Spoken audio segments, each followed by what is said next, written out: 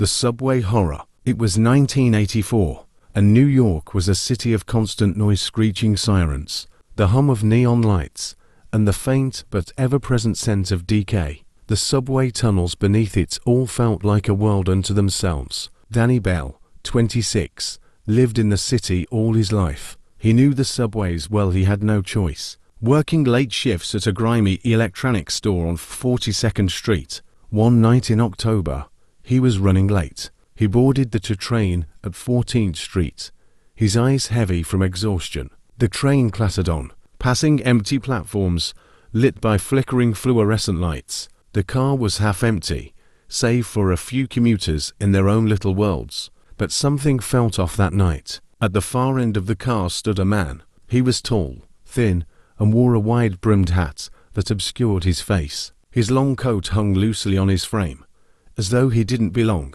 Danny couldn't look away. The man's eyes were locked on him, intense and unblinking. Danny shifted uneasily, glancing around at the other passengers, but no one seemed to notice him. It was as though the man wasn't there. As the train lurched forward, Danny's discomfort grew. He tried to shake it off, but every time he looked up, the man's eyes were still there. The train passed several stations, the platforms empty and desolate. As the train neared a darkened tunnel, the lights flickered. For a split second, Danny saw the man's face, a ghostly pale complexion, hollow cheeks, lips cracked and thin. His eyes were like black pits, empty and endless. Danny's breath caught in his throat. He turned to the other passengers, still staring blankly ahead, but when he glanced back, the man was closer than before. The air felt thick, suffocating.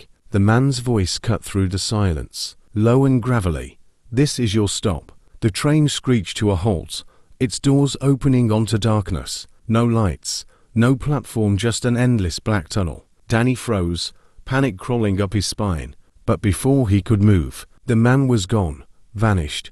The doors closed, and the train rattled forward. Danny looked around. The car was now completely empty. Everyone else had disappeared. He was alone.